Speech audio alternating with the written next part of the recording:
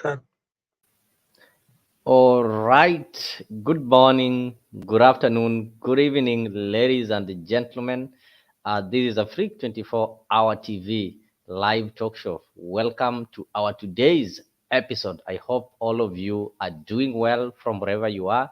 And I take this opportunity to welcome all of you on board for this wonderful discussion. I want us to have some candid discussion on what is happening in our country. Top of the stories, we are looking at Raila Odinga's bid for African Union Commission chairmanship. You'll find that Raila's bid is gaining momentum as it seems almost all the leaders from different divides are agreeing with his intention to contest for the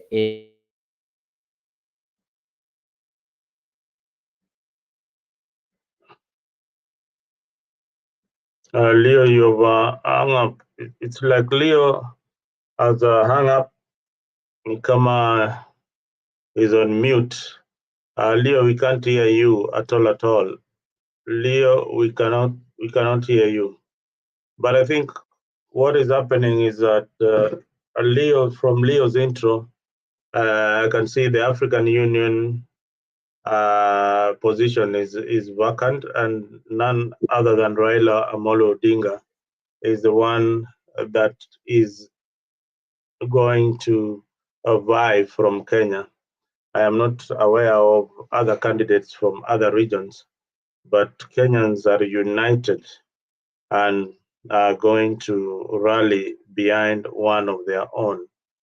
So this informs our discussion today that Raila Odinga once again is making the headlines for the right reasons and representing Africa uh, and representing Kenya in Africa.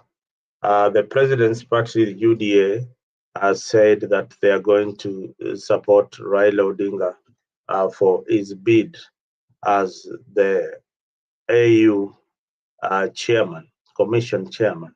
I think this is a good venture for one Raila Odinga, having been in local politics and international politics for quite some time. I feel that it is time for Raila to chart another course in his political career. Remember, Raila is known as the Enigma. He has got so many friends in across Africa, so it's going to be very easy for him. But I would like to see the other candidates who are also looking into this particular position. With me tonight is Boniface Kimanzi. Boniface, please introduce yourself to the public. Yeah. Thank you, Mr. Nick, for giving me this opportunity. My name is Boniface Kimanzi. I'm a radio presenter, TV presenter, and also generally I'm a journalist. You know, as All a right. journalist, you are diverse in any environment you can feature in.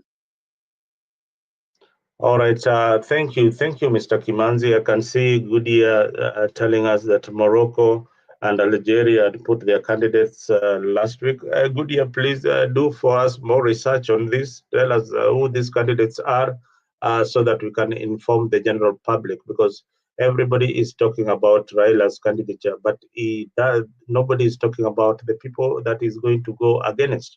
Are they really popular? Are they really up to the game or up to the task? Let us look into their careers politically, because this position attracts a lot of politicians. I was thinking that at one point that my favorite candidate would have been PLO Lumumba for this particular position, but with the discussions I've had with several people, they are telling me PLO is very, very controversial. He was not likely going to be supported by most African leaders because he has been on their neck. But I personally felt that like Billy PLO would have been the best candidate for this particular position. What do you think, Mr. Boniface?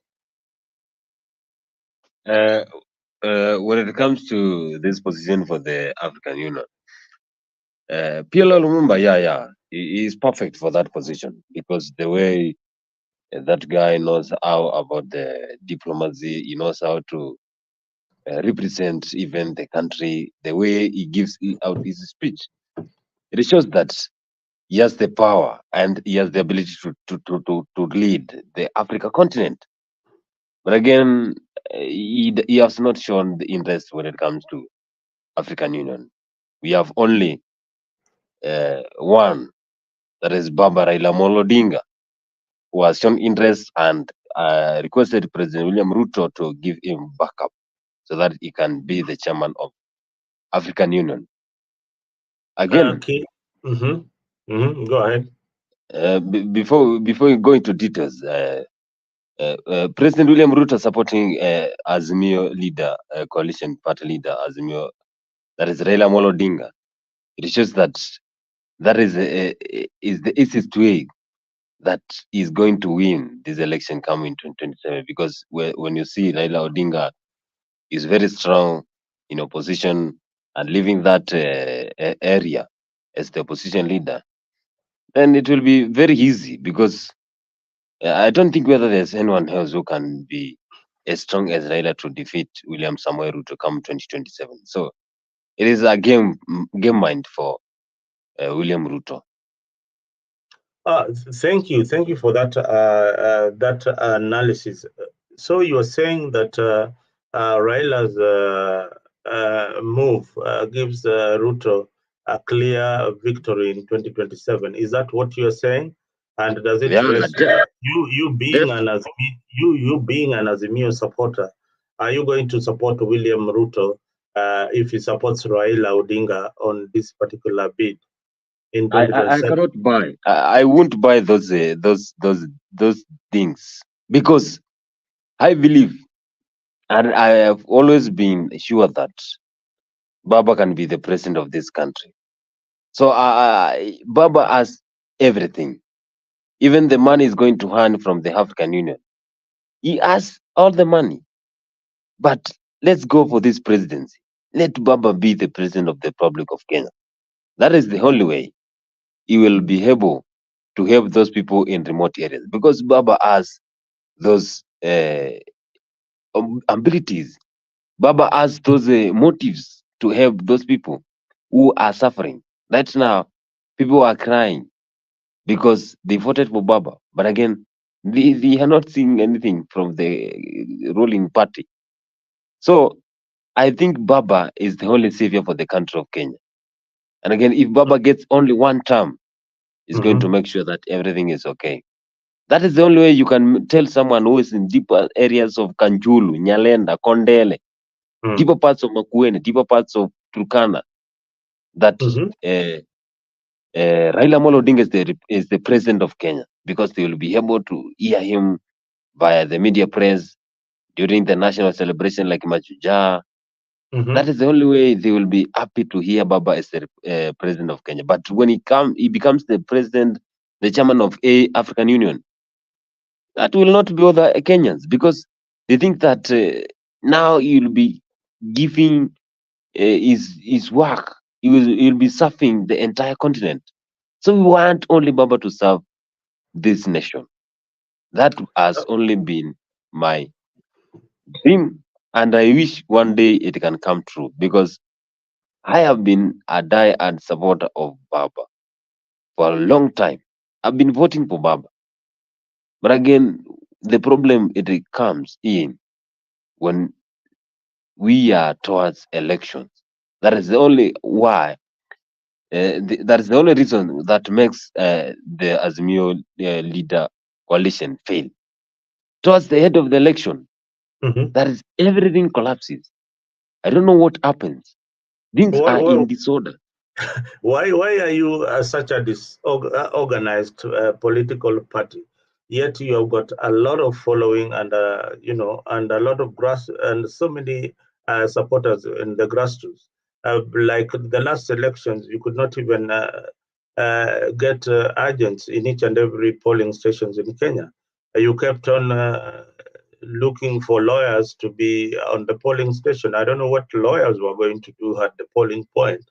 So, is this is Raila's exit good for the political party ODM and or Azimio?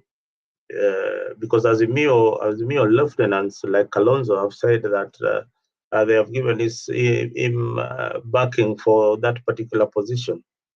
So, what do you think that goes on in ODM? You being a staunch member of that particular political movement. Totally, we are going to be in a mess because we will not be having anyone to contest for the presidency come in 2027. I think if Baba leaves, then he has to appoint. He has to make sure that he leaves that seat under good conditions. He has to make sure that there is a candidate, because any candidate that has been approved and endorsed by Raila Odinga, every Kenyan who supports the Azimio will be able to vote for him. But again, what composes the Azimio? Those committees that composes the Azimio, they need to be brilliant and make sure in every sector they are going to get it perfect. May it be the IT sector, may it be the organizing sector, may it be the election conducting committee. Let them get it perfect. Let them monitor everything that is going on during election. There should be no sleep in the next during the election time. That is we only have 1 week. So in that 1 week they should not sleep, because when they sleep, that's the time now they are going to bring those Japanese and Rwandan people so that they can interfere with the system. Let them be keen. We had rumors. We had people saying that those people who came from outside the country, they are the one who interfered with the system. And again, we saw the fight that was going on in the bombers of Kenya. People are saying there is something that is going on. People were fighting there because they thought that the election system has been interfered with. So let the committee, the IT, to be specific, the IT system people, those who are taking care of the IT, they have to make sure they have the exact details. Because when you have the exact details, then we are going to be assured that we are going to win the election. But again, if they relax, you're going to lose again, because we were not sharp. I can say that during the last year elections, 2022 election, we were not sharp. So you, Azimio, were not sharp during the 2022 election, and you are outsmarted by an outsider, while we were assuming that you are in government, being backed by Uhuru Kenyatta. You should have had control of everything, but mkazembea kazini. So uzembe wenyu ndio ilifanya mshindwe uchaguzi, ama ni nini ndio ilifanya?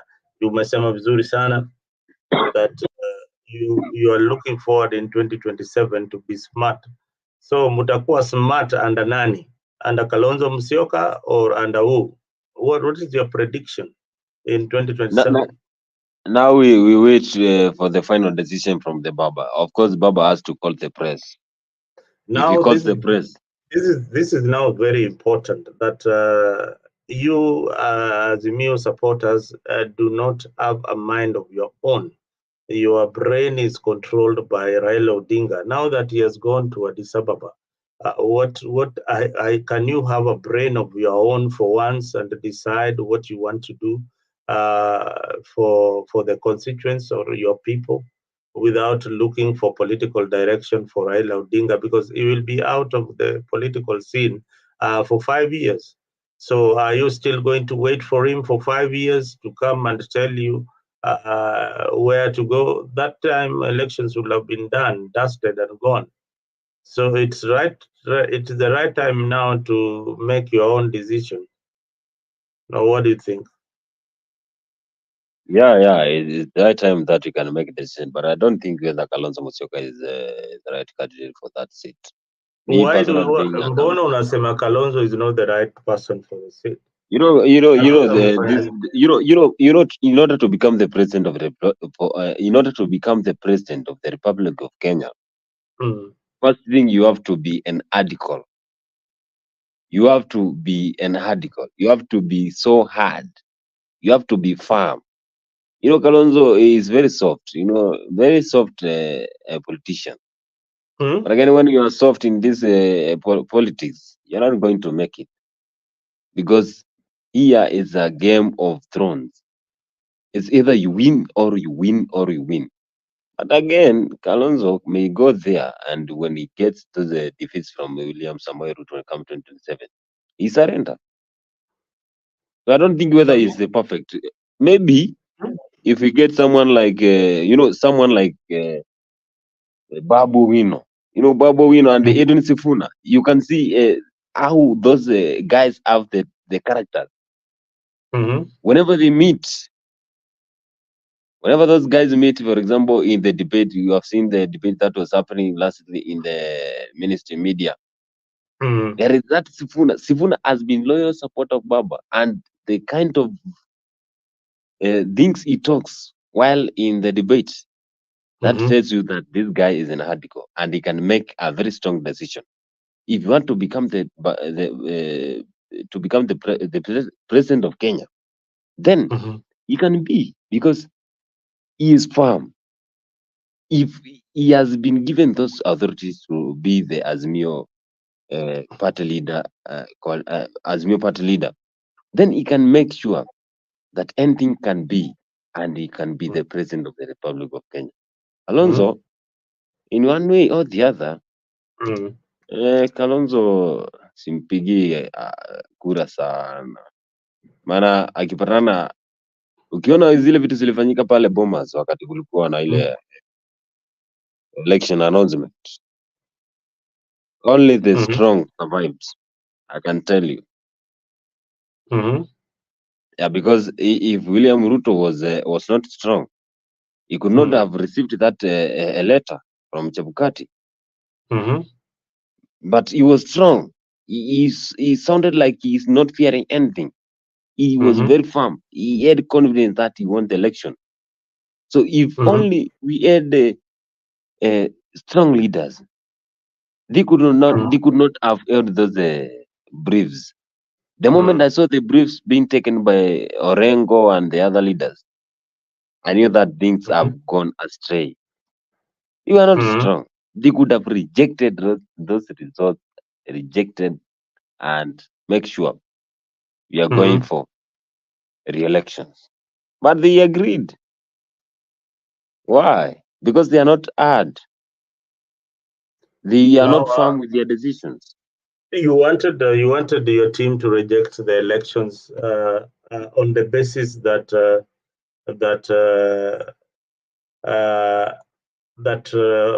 one William Samoei Ruto did not win, or one that there was fraud, or that you could not substantiate. So why did you, you are just denying the results for the sake of denying? No, I am denying them because I was following those election results. Actually, by that time, I was working with a certain media house. I was working with a certain media house, and I was a reporter from the Bomas. So, So what really happened at Bomas now that you are at Bomas? Because we were watching on the screens. You were at Bomas. What really happened? Did you see some results being stolen? No. Everything that was happening there was in terms of technology. And yeah. So everything was in technology form. But even from the first day to the fourth day, Baba Raila Odinga was leading with a lot of votes. And personally, and some other journalists, we are even summing up the results. And again, we could get Baba having over 51%. By the fourth day, Baba had over 51%. But at the towards the end of the election, things happened there. You saw people complaining that Gladys Boshole was involved in those meetings. He was in the bombers where the election were counted. He was taken away. He was thrown away by the police. By the time they realized he was there, what was she doing there? People were complaining. What was Gladys Boshole doing there? Where specifically? At the election center. She was the agent for the party. But why was he there alone? Did you have an agent? Actually, yes, but where are agents normally supposed to be in an election night or an accounting they should night? be in, they should be in the main center, but not specific to the near the system. She was near the system. Which system?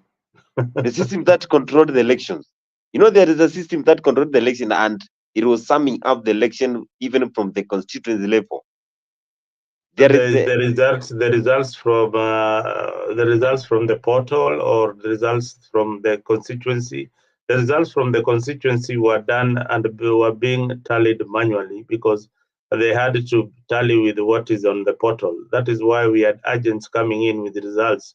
So was he stopping those agents from undertaking their paper and manipulating them, or what are you trying to say?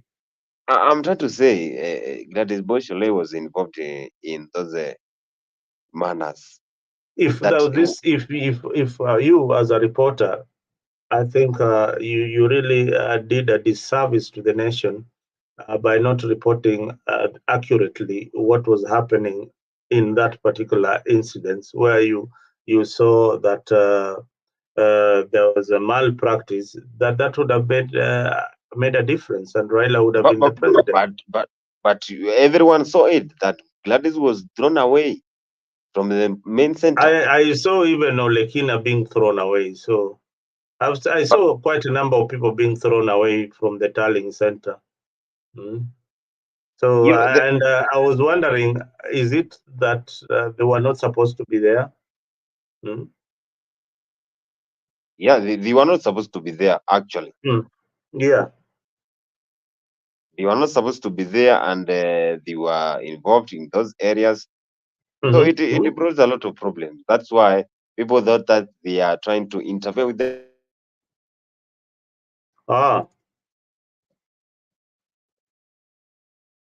What? Yes, I can hear you. Just continue. So, can you hear me? That was the problem. And again, as I told you, Sanik, that the only problem that encroached it. What problem encroached? It was everything was okay, but towards the end of the month, after everything was okay, I don't know what happened. Everyone was aware that Raila Odinga is the president of Kenya. But towards the end of the election, everything changed. There was a big fluctuations in terms of the number of votes. What happened? And again, we could see here that in some constituencies, in some areas, Raila Odinga could get even 99%. Yeah, definitely. Yes. Even I think Ruto was getting the same in some of his areas. Yeah. Hello, can you hear me? Yeah, I'm hearing you, but there is some changes. I'm not hearing well till now. No, okay. Can you hear me properly now? I don't know why. Yeah. Why there is this miscommunication, but I believe that whatever happened in Bomas was happening to both sides, because I'm hearing you. At one point I saw Murkomen being thrown out. This is Murkomen being thrown out. So when you say that it was only it was only who Gladys Bosch Soleil. Murkomen was also thrown out of the tallying center. So by and large, I think what you're saying is that this is Murkomen, and what is happening there? You can see him being led out. Is that true? Yeah, Uh, and also does, the does, guy who was does me, the guy with the black coat now with the uh-huh, brown trouser. uh-huh. Those are the guys for Uda. So these GSU people are for UDA or what? What are you saying? Yeah, the two are for Uda.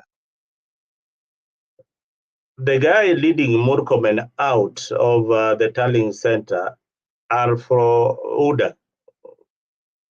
You know, you see the guy who has the brown trouser. Mm-hmm.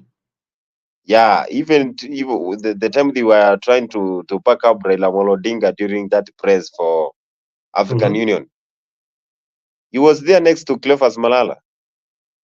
Let me bring that. This should be Osoro or something. This is Silvanso Osoro. This is Osoro. Yeah. This is an MP. This is a sitting MP. So he was just there because of his party. So having said that, you let us go back to the politics of AU because this is now water under the bridge and you cannot do anything about it. The elections, whether you say they were stolen or not stolen, that is gone.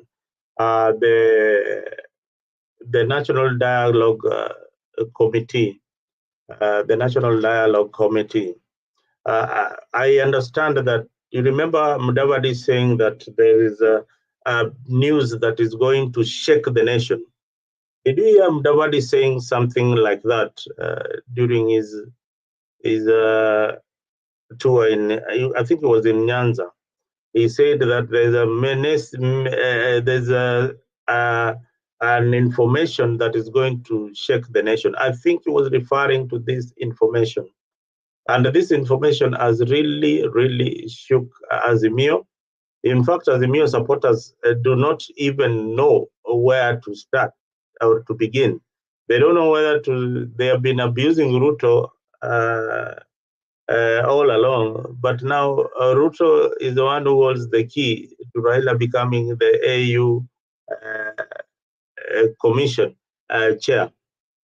What do you make of this, Mr. Kimanzi? Hmm? Mr. Uh, Again, when it comes to the speech that was made by the Prime Cabinet Secretary, that was Musalia Mudavadi. Again, Musalia Mudavadi towards the end of towards the election. I think that was 2021. We saw that Musalia Mudavadi, Moses Wetangula, and other diehard supporters who were so close to Baba, they went to William Samoei Ruto. That was betrayal for the first thing because the Western people, that is the Bugoma, the Iga, those people, the Luya region, they really believed in Baba. So when we saw Musalia Mudavadi and Moses Wetangula leading the big tribes, those are the big tribes. So when we saw them leading the big tribes to William Samoei Ruto, that was a big mistake. And again, it was a boost for William Samoei Ruto. So whatever that was said by Prime Cabinet Secretary, who is Musalia Mudavadi, it was an advantage to William Samoei Ruto, but it was a fault to big tribes because we know that big tribes, that is the Luya nation. We have a lot of people who come from Luya. We have Kakamega, we have Viga, we have Bugoma. Those are counties that produce a number of votes. So we tend to believe that when those two giants went to United Democratic Movement, United Democratic Party, that is the HUDA alliance. So they made a big mistake. And again, everything that was said there, it was an importance for the ruling party. And again, we agree because we had no option. But that was a betrayal to one of the best, who is Raila Odinga. That was the biggest betrayal, because if you don't have Bugoma, Kakamega, Vihiga, you don't have other parts of Busia. So what are you going to win in the election? Nothing. Yeah, we could not even win those elections. Because you are saying this after after elections are gone. I mean, you didn't see this. You didn't see this coming. You didn't see. We saw it, but the failure of Azimio began long time ago. The kind of advisors Baba took, the loss of those two giants, the Wetangula and the Prime Cabinet Secretary, that is Musalia Mudavadi, that was a failure. That was the start of the failure, because those are the giants in the Western region. Do you know, at some point you didn't, at some point Azimio thought that Kalonzo was not even important for the coalition. Were it not for Uhuru, then Kalonzo would not have been in Azimio. It is Uhuru who persuaded them. And I think you're one of the proponents who was saying that Kalonzo is not important from the way you are talking. And again, Kalonzo, even in what percentage did Kalonzo brought to Azimio during the election in the year 2022? No, how many Kambas voted for Azimio? I think Kambas voted for Azimio in large numbers. Nearly 90% of the Kamba vote went to Azimio. And that was a plus. That is a vote that you would not have had if Kalonzo was not in the mix. So don't say that Kalonzo is insignificant. In fact, among the principles of Azimio, is the most important right now. The rest are like flower girls. That is my opinion. Yeah, that is your opinion. But if Kalonzo is Tell for me, just quantify for me the principles of Azimio and what they bring on board. Eugene Mamalo, number one. What does he bring on board for Azimio? those are the big parties. When you mention Eugene Wamalo, those are the advisors, those who help Baba to make those rules, to make sure that we are he doing well. brings in rules. Does he have numbers backing him up? With because Baba comes with a whole constituency. Baba comes with nearly a whole province. He comes with followers. Kalonzo comes with his eastern bloc. Baba comes with Nyanza, a bit of coast region, Nairobi. So what do these leaders represent, like Eugene Momalo, Martha Karua, and all that? What do they represent in Azimio? Totally nothing. When you mention Martha Karua and Eugene Wamalwa, maybe during the conversation they can talk, but when it comes to the number of votes they bring nothing. Because when you focus on Martha Karua in our own constituency, that is Gishugu, even in our own constituency, he didn't even bring votes. People voted for William Ruto. So what does that mean? That Baba failed even the organizing committee. Baba even failed to take Martha Karua as a running counterpart, because Karua didn't even contribute to any vote. Actually, the central part of Kenya, they only got a lot of votes. So what do you mean? You mean that Baba should have got the right partner, so that they can make sure they are going to give a lot of pressure and they are going to get a lot of votes when it comes to that election. So the deputy president, that is Martha Karua, she did not even contribute to a certain number of votes, because if Martha Karua could have contributed to 50% votes from the central, you know that central Kenya, the Mount Kenya region is so big. So if Martha Karua could have organized the Mount Kenya region to give votes for Baba, then we could have won. But even she was the deputy president, for, deputy counterpart for Raila Odinga, but she brought total nothing. Even in our own constituency, people denied her. So how could us be won that election? Nothing. Well, I think I think personally, I had felt that it was not a very important link to central Kenya. He should have been there on the background as a leader, but not as a running mate. Baba's decision or his handlers to look into Martha Karua as somebody whose potential was ill-informed. If you ask me, because I was in the debate where so many people wanted Martha Karua, and I was telling them, this election will be controlled largely by youths. Even in 2027, Ruto had already won the youth uh, by his Asla narrative.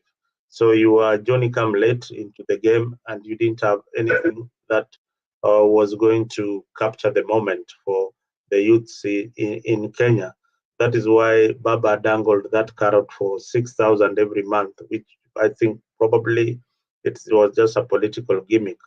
But he dangled that carrot so that he could get the youths on his side. But the most important decision that you would have made as Emio in 2022 was to bring in a young person among the people who were being interviewed for the job. There should have been a young person running as Baba's running mate in that particular election. So that is the reason why you failed in 2022. Your elections were not stolen, but poor management, poor thinking, and you didn't understand the data of Kenyan politics. The data of Kenyan politics right now is based on the youth. In the previous years, when Kibaki was taking over, it was based on the women who were largely voting. The youths did not participate in the elections. But right now, as we speak, anybody with the youth as the majority on their side will always win any election that is coming in the future. So, Mr. Kimanzi, go back to the drawing board, look into where you failed. This is one of the areas, and I still see you crumbling with it. If Kalonzo, I'm looking at a good match for Kalonzo in 2027. What do you think would be a good match for Kalonzo?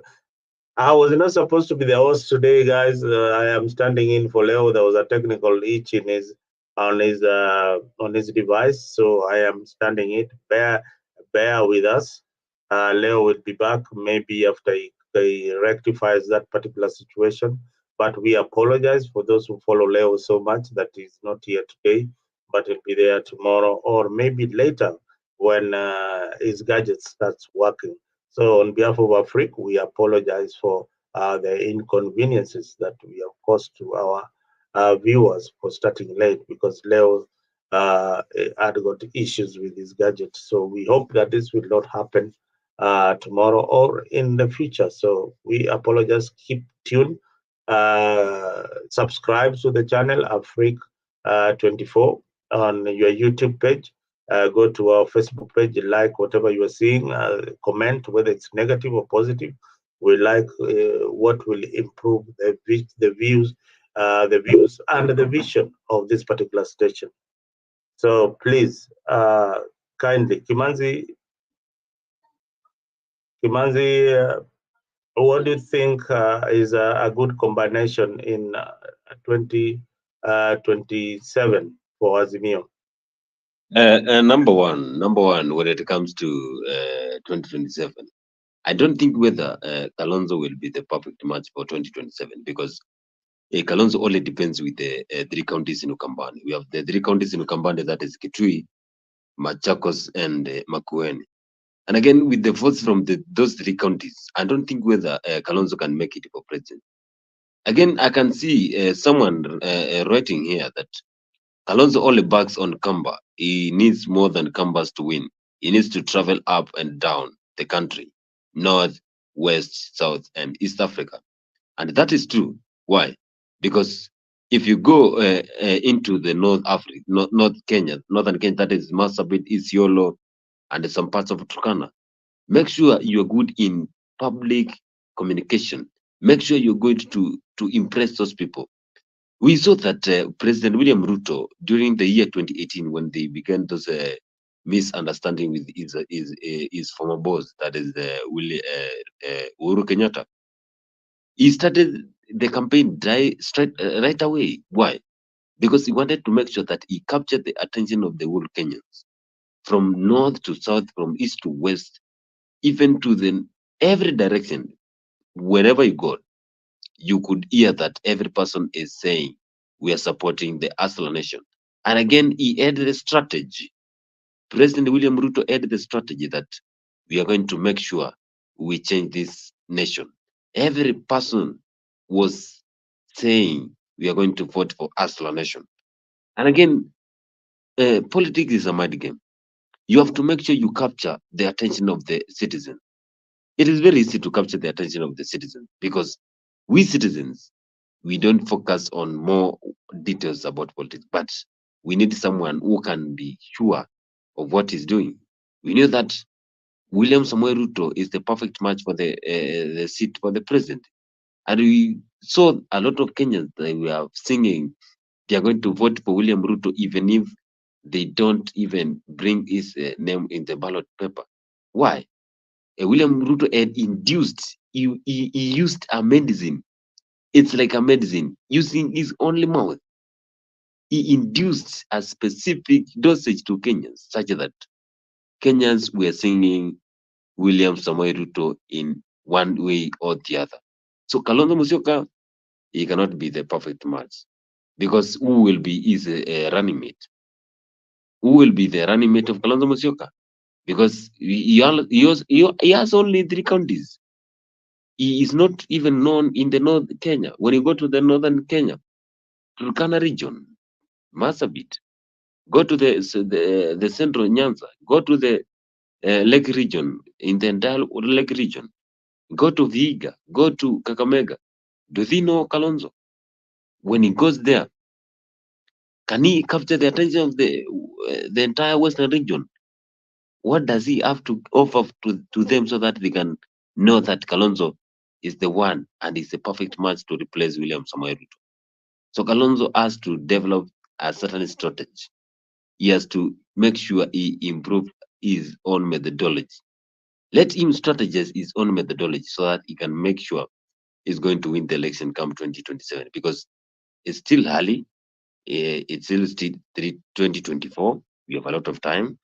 So Kalonzo, let him make sure that he's going to capture the attention of the Kenyans. Let the Kenyans know that he is the next president by what he's going to tell the Kenyans. Because just moving around, let Kenyans know that you are the president. Give them what you're going to offer when you become the president of Kenya. Because whenever William Samoei Ruto went around the country, he could even travel 3 counties in one day or 4 counties in one day because he wanted to make sure that every Kenyans, even in deeper sides of Tana River region, they know who is William Samoei Ruto. So in come 2027, Kalonzo Musyoka, if is endorsed to be the running person or the running mate or the leader of the Azimio is the one who is going to fight for president, then who will be the deputy president? Can it be Babu Wino? Can it be Edwin Sifuna? Can it be even the senator for Homa Bay? So who will be the running mate for Kalonzo Musyoka? That is the big question. So we need to consider those things because during the campaign period, we saw that we lost even from the start because the moment we saw Baba choosing Martha Karua as the running mate, everyone else was so shocked because they thought that it's going to be a man or someone else because we consider, as you said, Sanik, that we consider the number of votes that we're going to get from the running mates. So Karua alone, she could not even give us a lot of votes. And the way we know that Mount Kenya region is so big, so it's the major problem now we are having. Who will be the running mate of Azimio? Because I don't think whether there is anyone who is ready to be the running mate or to be the leader of Azimio after the exit of the Baba, who we know that is the best when it comes to making laws, making peace, and also being the leader, and as the best opposition we have ever had. So Baba, I think, is only the best. But if he quits to join African Union, then the big question is, who will replace Raila Amolo Odinga? Yeah. Well, Kimanzi, I think you are right. Everybody agrees with you on the comment section. Kevin is saying, mimi ni wa Azimio lakini Kalonzo atoshi. Kevin, I wish ungeingia hapa kwa studio tuambie ni yapi hapo unasema Kalonzo atoshi. Kalonzo ako na experience kwa muda kwa hii siasa ya Kenya. I think yeye ndiye ako na uzoefu wa na amekuwa makamu wa rais wa nchi ya Kenya wakati wa Kibaki pia. So Kalonzo ana uzoefu wa kuendesha serikali. Pengine ile motisha mashabiki ama wafuasi wa Azimio hawana ile wanasema nini, hawana ile moyo ya kuunga bwana Kalonzo Musyoka mkono in 2027. Iwapo Kalonzo atachagua Babu Owino kama running mate, naona hapo kutakuwa na hesabu ngumu kidogo kwa UDA. Unaonaje hiyo maoni bwana Kimanzi? Either Babu Owino or Edwin Sifuna, those can be a big challenge to Hebu niambie UDA. kwa nini Edwin Sifuna? Edwin Sifuna ameingia kwa mara ya kwanza katika Senate, ako na experience kiasi, na yeye ni Secretary General wa chama cha ODM. Mbona unafikiria ako na ushawishi mwingi katika ulingo wa siasa? Unajua, politics is not a matter of when did you join the politics, but it is a matter of what are you going to bring on board. So if you get that Edwin Sifuna, that is the guy who can induce every dosage to Kenyans. He can go to even Marsabit, Garissa, and make sure that he delivers a good speech that can even impress the Kenyans who want to vote for Azimio. And again, he has the little experience he has. I'm very sure he can make it for being a running mate. And again, the guy is perfect in whatever he does. He's a lawmaker, by the way, because I've seen him on debates, and the way Edwin Sifuna answers questions, definitely, even the anchors and also the reporters, they fear him because the way he answers he answers questions. He has a lot of brilliance, and the knowledge of Edwin Sifuna is on a higher notch. So he has that public communication skill that he can make sure he can deliver to Kenyans. So Edwin Sifuna can be the perfect match. And again, Babu Owino, again too. Babu Owino can be a perfect match for running mate because those guys are so strong in whatever they say.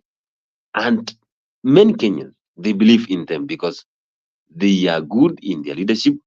The little experience they have, they can make it to be the running mate for the president. And again, we saw the president there is a country in West Africa, someone who has 35 years. he became the president. So why not us? Why not us get the younger youth? Why not us get the running mate to be someone who is under 40? Because those guys are under 40 years. So let's get them, because they have the ability to make sure that they deliver to their maximum. So I think Edwin Sifuna, Babu Wino, they are good to go. If only, but Kalonzo, if he is chosen to be the leader and the running leader for the president come 2027, then he has to make sure that he goes all round in every part of Kenya to make sure the Kenyans know all the manifesto that is going to deliver when he becomes the president of the Republic of Kenya. So he has a lot of work to do. If only is going to be chosen to be the running leader for the Azimio coalition. Yeah.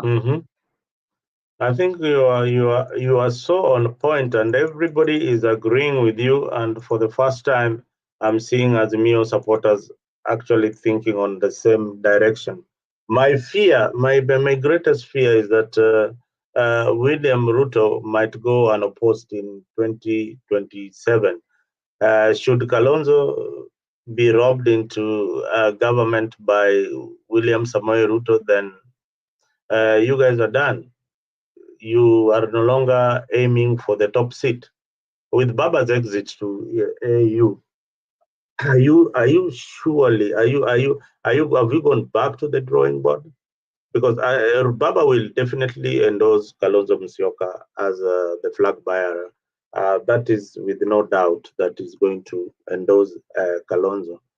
But you are saying that if Kalonzo is endorsed, here's a very tricky point or interesting point and perspective that you are bringing. That if Kalonzo is indeed endorsed, then there's a possibility of Babu Owino being his running mate. And with Babu on the ballot, you are confirming that Babu has got a lot of support in most of the regions in Kenya, and Babu has got a lot of following. Could Babu be the presidential candidate for 2032, Mr. Kimanzi? Even 2032 is so far. Even 2027. Let's bring those young gentlemen to be the running mate, the president of Kenya, because if those guys become the leader for the Azimio Party coalition, then they are going to give pressure to William Samoei Ruto, because I have never even thought that Kalonzo can be the president of Kenya, because he only depends on those three countries, as I said earlier.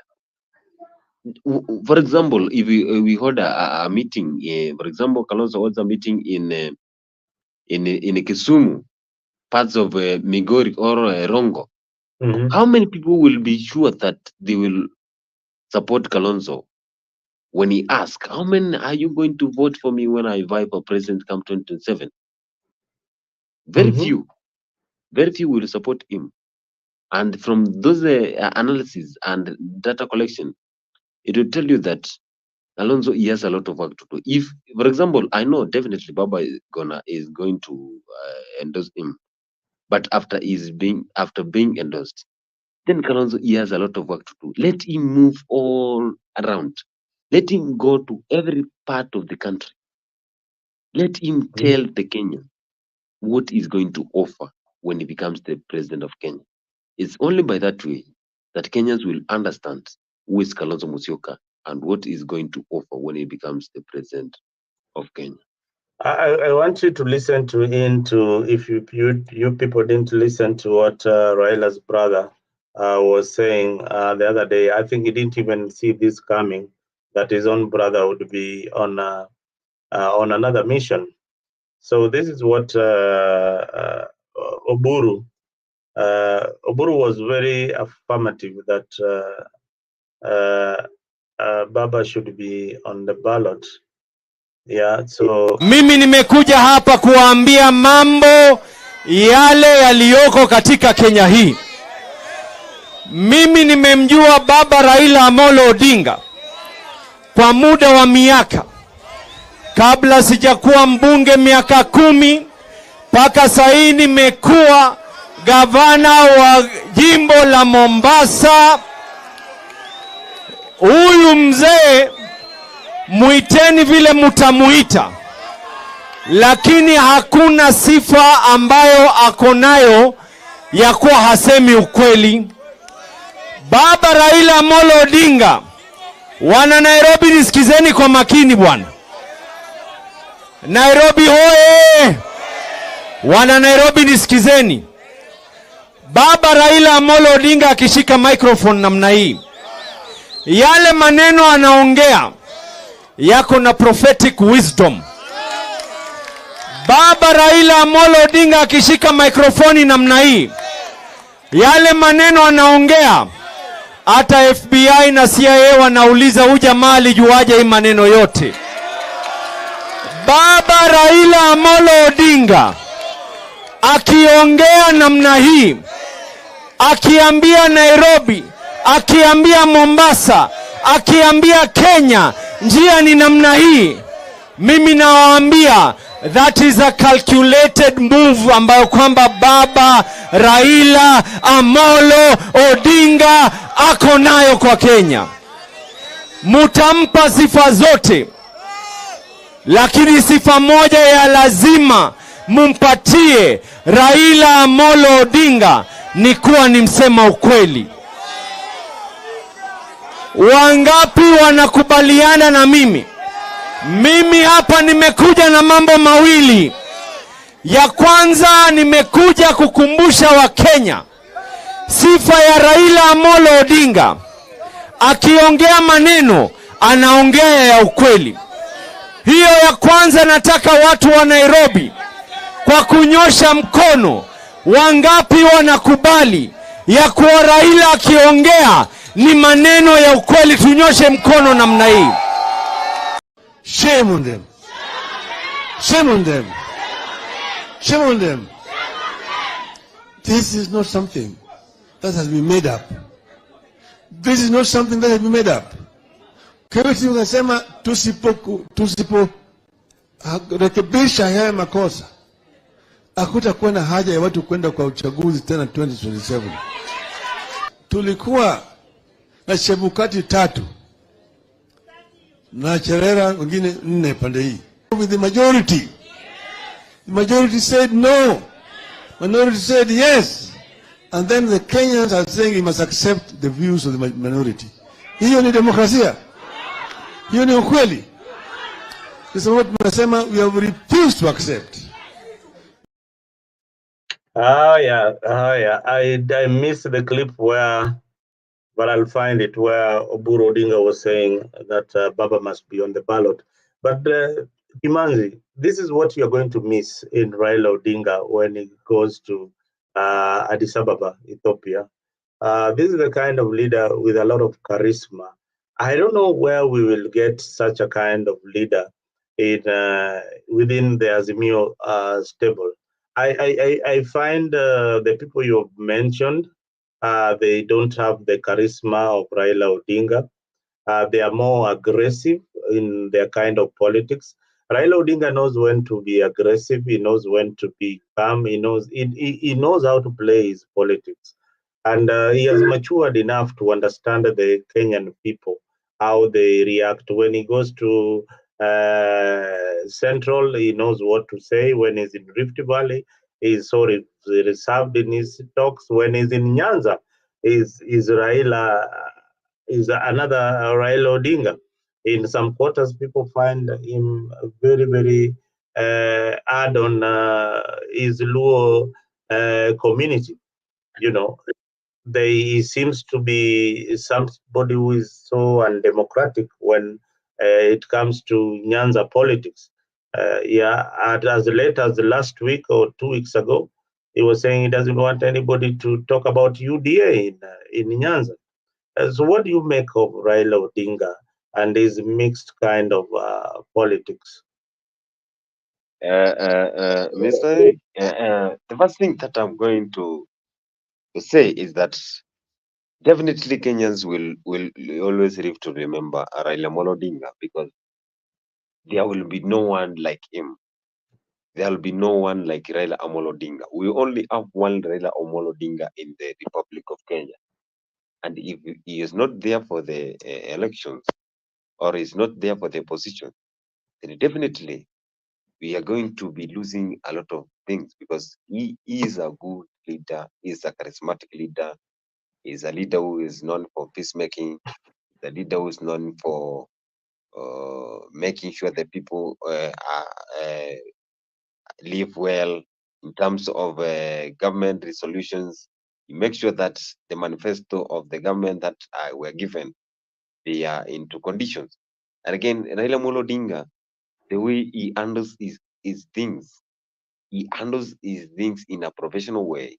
So if Raila Odinga quits and joins the African Union, then that gap, it will remain forever. Even if we have those rising giants, that is Edwin Sifuna and Babu Wino, we have also the Kajang, we have a lot of leaders. But again, are those leaders able to make sure that they can fill the gap that was left by Raila Odinga? So the big question here, and I keep on repeating, is who will fill this gap that was left by Raila Odinga by the time he leaves? Who will be him? Rames Yagon, hey, umepotea sana ndugu yangu bana. This is what Ramos is saying. Even if Kalonzo goes on a wild countrywide adventure, he still got zilch chance against Ruto. It's like thinking you can win the lottery without even grabbing a ticket. Talking about wishful thinking. Now, yes, you cannot win a lottery by just saying, I'll be the next winner of the jackpot without buying that ticket. That is what Ramos Yegon is saying. Yegon, we need you in the studio. I don't know what you do. I don't know why you've been so lost. You need to come in the studio and we have this discussion here. You seem to be having very pregnant points that you need to share with other Kenyans out there. This is where we make the right decision. This is Afrique 24. We accept any views so long as they are not they are respectful. We accept them on this particular channel. If you are out there, you want to join, there's a link that you can join. I'll be sharing it shortly. Just click on the link on Afrique, subscribe. If you are new on StreamYard, subscribe on our YouTube channel and be the first to get notifications on when we are airing these wonderful programs. We have got so much that is lined up for you in this particular channel. We have got a lot that is coming. We have a new baby. It's called Dimba. Dimba is something that talks about our soccer and the EPL. It is something that you could be interested. If you're not interested in politics, then definitely you'll be interested in other activities that are happening within Afrique. So Dimba is one of the programs that we have started. It is new, and we hope that you will be joining us in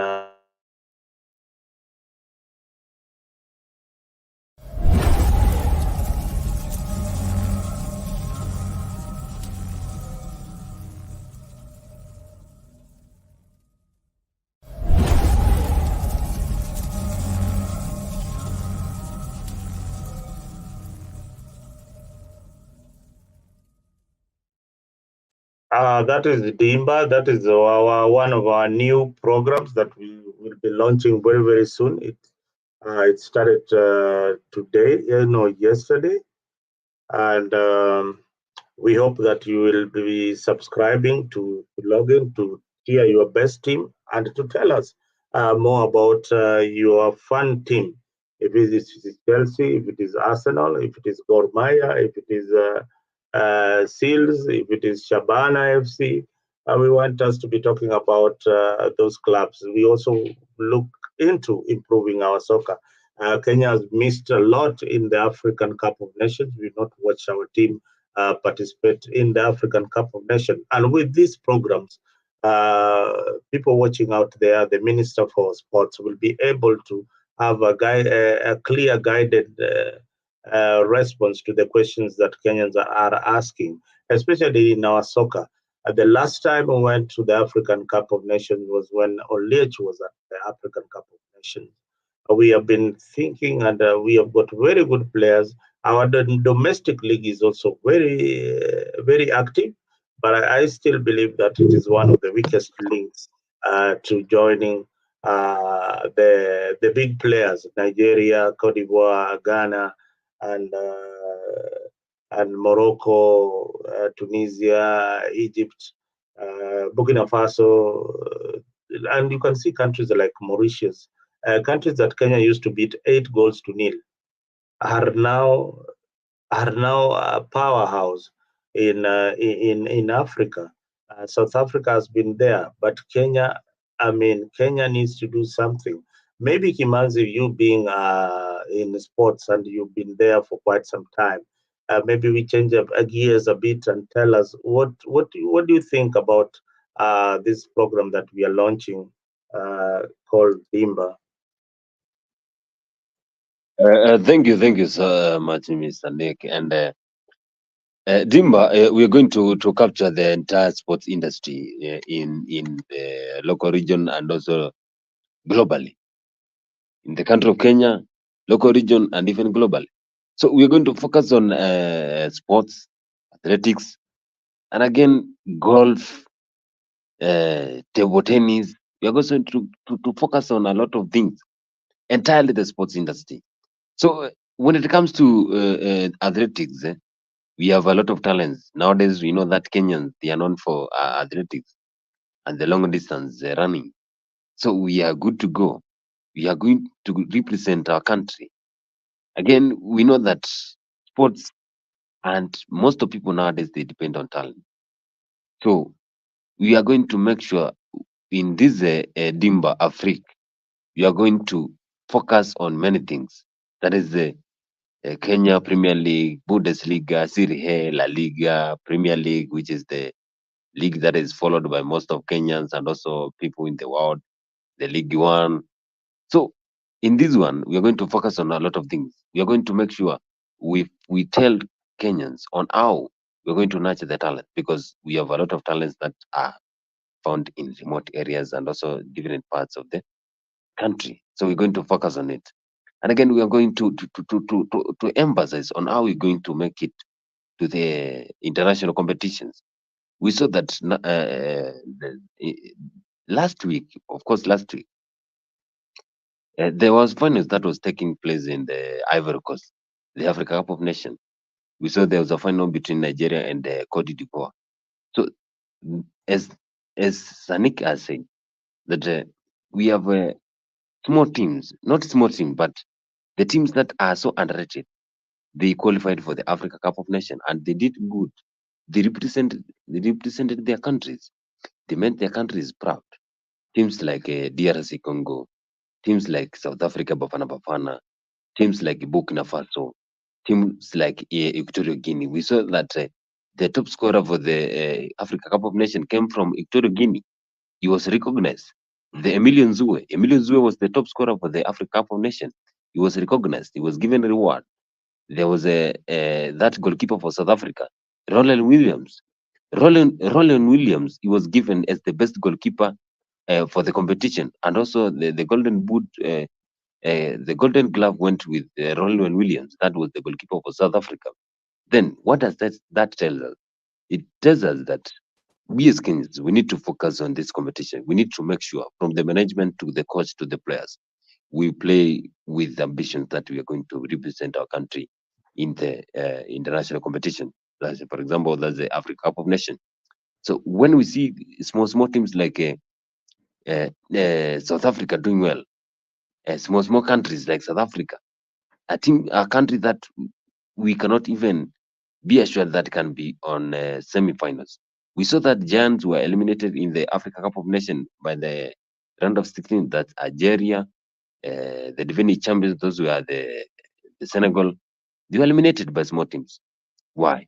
We saw Tunisia being beaten on the first match by Namibia. What does that tell us?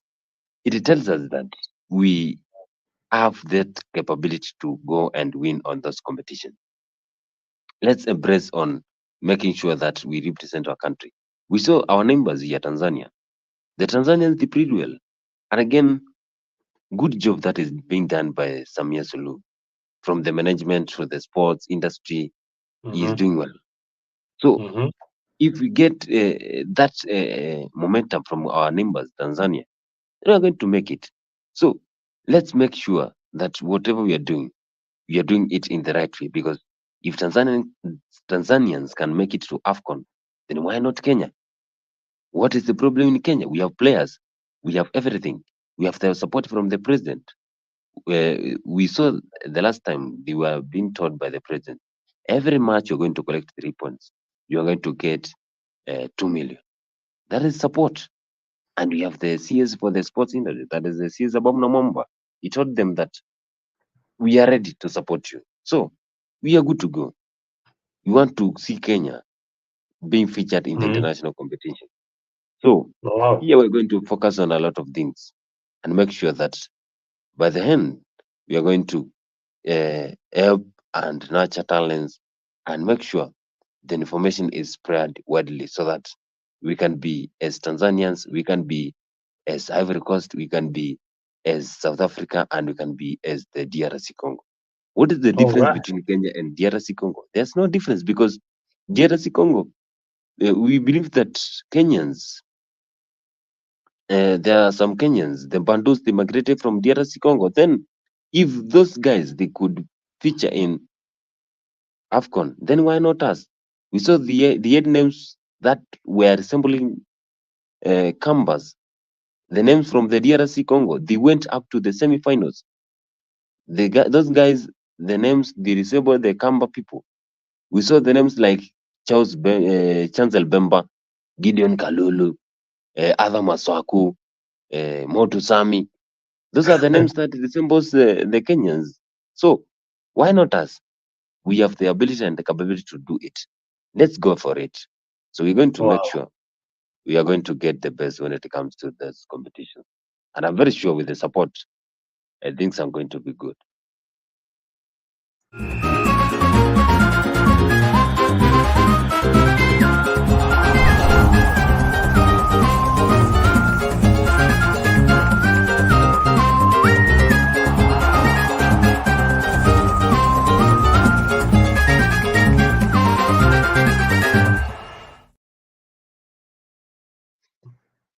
Wow, that is Dimba. That is Dimba La Afrique.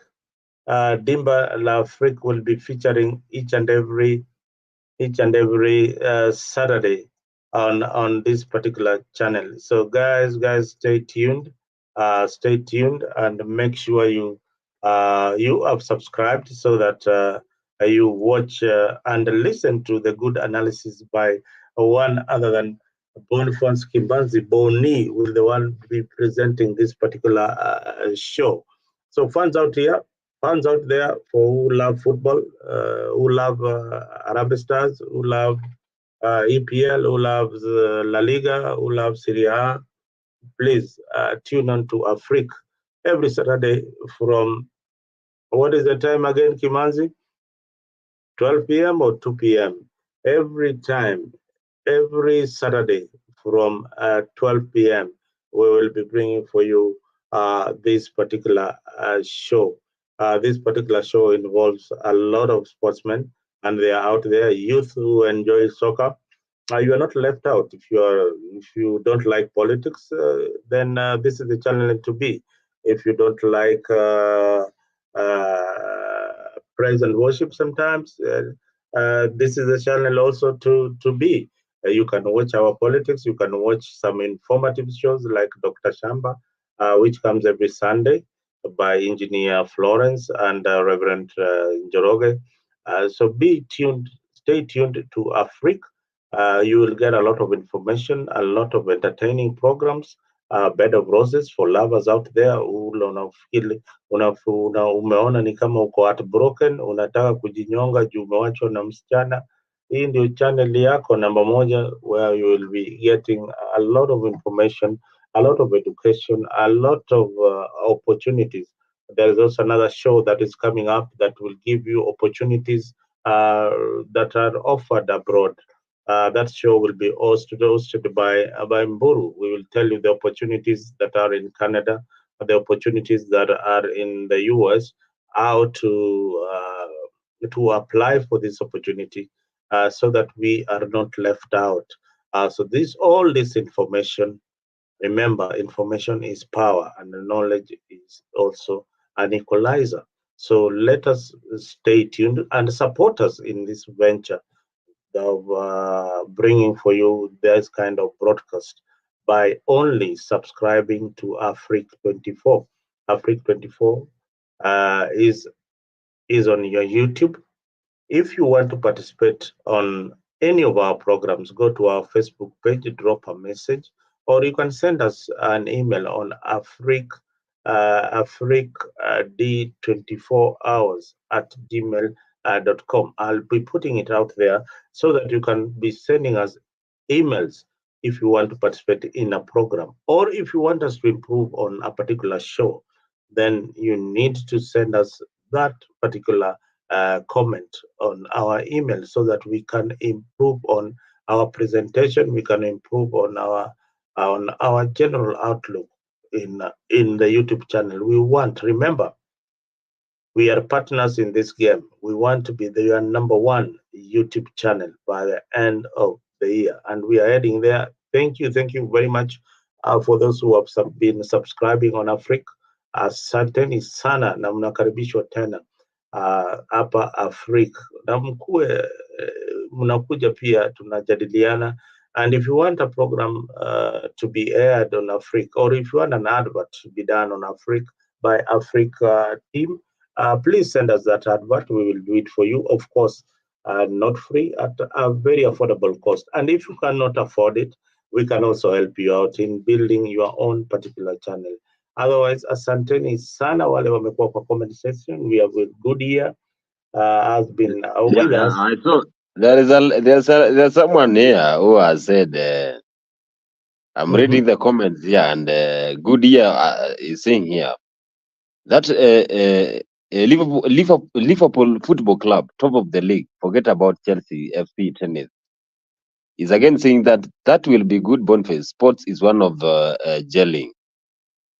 Yeah, we also have what happened to Kenya. If they can run, I'm sure they can play football, maybe with good sponsorship. Again, she's saying good Gor Mahia FC. Yeah, that is true. If they can run, if we can make records in the world championship, then why not Africa Cup of Nations? Then why not in the CHAN, that the competition that happens after every year? Then we can make it. All right. So, Goodyear is telling us time. Timekeeping should always be our priority. And that is an emphasis that we will discuss. Kimanzi, you are hearing some of your fans saying that when we decide to bring the program, let us adhere to time, because some people are waiting for the program for so long and they give up that this program is indeed not going to air. So we'll give you a good year from tomorrow. We'll give you our program schedules, and we will give them timely so that you don't miss any of our programs. I believe that we are on the right track, and thank you for that. Thank you for that, good year, and we don't take it for granted. That is something that will be done, and keep on reminding us on what to do best so that our viewers can stay glued to this particular channel. We've been talking politics. We have digested we have been give a minute. We have been in politics, and we went a bit about soccer in our country and the programs that we are bringing. We are back again into politics to see, as we wind up, what we need to do so that Kenyan can stop this tribal politics? Is it with the exit of Raila Odinga? Can it bring a new vision, a new way of looking at our politics without looking at our politics with the tribal lens? Kimanzi, I throw this question to you. Do you think that we will ever reach a point whereby we will look at politicians with what they bring on the table, other than my tribesman? Yes.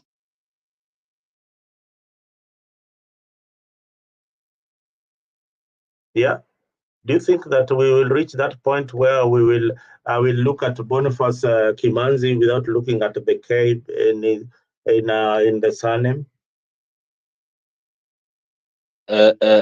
Pardon. Maybe there was some connection. Maybe. Do you think? I was saying, with the exit of Baba Raila Odinga to AAU, is it time for Kenyans to start reflecting on the kind of politics that we want, the kind of governance that we want for our country? I mean, is it time that we will, because I believe from the clips that we have been watching of Raila Odinga, he brings out this aggressive kind of politician, and we will miss out on that a lot.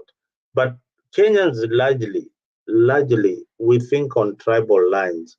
Is there a day that we will stop thinking like, mtu wa Kauma kutoka kule Mombasa, the smallest tribe in Kenya, can be the president of the Republic of Kenya because his policies are on point, and he's educated, and he has got a vision for the Republic of Kenya?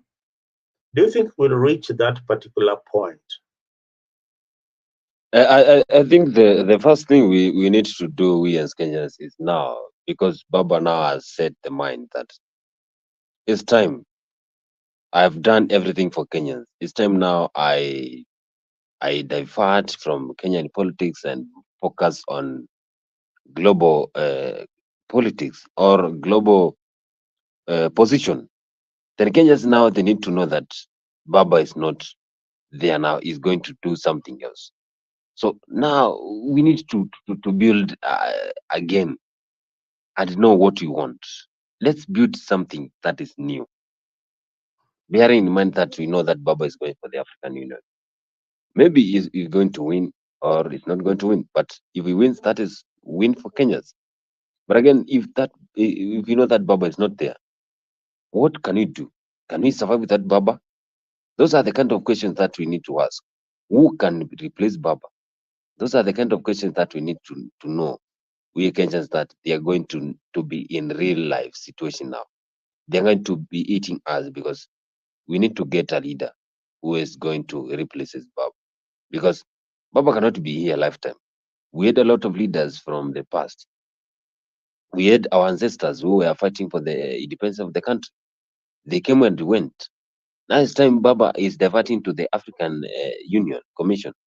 So let's get another person who is going to be the kingpin of this long term opposition party that has been always been the pillar of opposition. So if we get someone who is good, then definitely we are going to build him, and we get someone who is charismatic, a peacemaker, someone who resembles the qualification that Baba has. By that, we're going to make it, and we're going to be assured that things changes. We know things changes, and Okay. unexpected comes. You see, Goodyear is saying that with the exit of Baba, the greatest fear is that the greatest fear has always been Baba is aggressive, and now he has agreed that that there could be a percentage of Kenyans coming to realization that the man they feared most is out of the scene, and now we need to start thinking soberly. Now, that is Goodyear's opinion. That's not the opinion of Africa. This is a very, very important Kenyan out there who is looking at politics in his or her own point of view. Now, my view, and this is going to disturb a lot of people, especially from Nyanza, who have been depending on Baba for the tickets in ODM, on his political party ODM.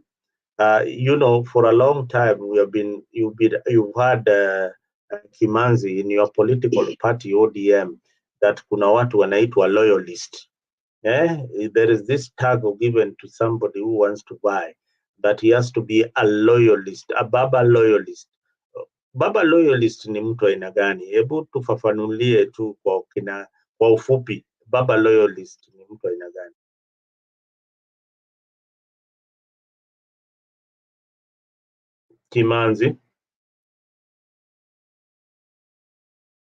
Kimanzi huko ama umelala? Kimanzi, unmute your mic. Please unmute. We have lost Kimanzi viewers. I was just asking out there that there is this people call themselves Baba loyalists, and you wonder, the Baba loyalists are what kind of people? What kind of personality do they bring? I thought that Kimanzi would have been around, or people in the comment section can have this discussion with me. Who is a Baba loyalist? Because we have got people out there who are saying that our next leader must be a Baba loyalist. And then you wonder that who is this Baba loyalist that they keep on talking about? Now, Baba is no longer on the scene.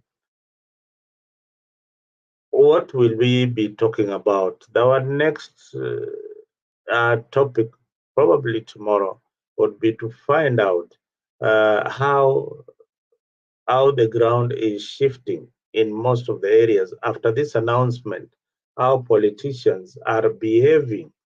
I will not be surprised. I will not be surprised of the next delegation that will be going to Segoi from Nyanza to seek the blessings of William Samoei Ruto.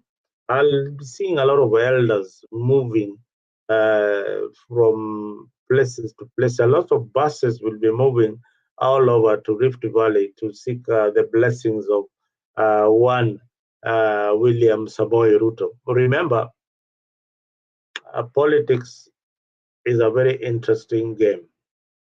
Yesterday you are abusing the same person. Today you need them dearly for this particular position. And look at how our politicians look at things. They are now together. Kenya Kwanza is having a joint parliamentary meeting somewhere in Naivasha tomorrow to discuss Baba, and of course in a positive way to ensure that everybody is talking in the same language. As now the politics has been put aside, and now it is the interest of the country and the interest of one Raila Odinga. So this is what informs our politics. Even if you abuse the Muzalendo as a sadist out there, then know that it is politics. These politicians, they will always get along.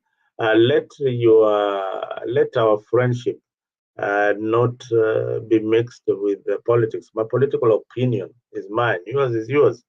It is important that you let me add down first. It is important that we have and respect our political decisions. Some of us have got this political stand that we want a Kenya that is not tribal, a Kenya that will be viewed by another community as somebody who is a Kenyan, but not a Kikuyu or a Kalenjin or a Kamba or a Luya. We will be viewed as a Kenyan.